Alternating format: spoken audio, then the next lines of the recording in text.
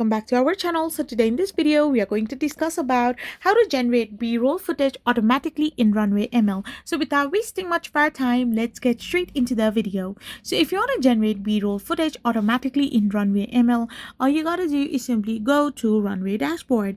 Once you're in your Runway dashboard, you can simply navigate to the generative video session. You can choose the Gen 3 Alpha Turbo or simply the latest Gen 4 model if available in your plan.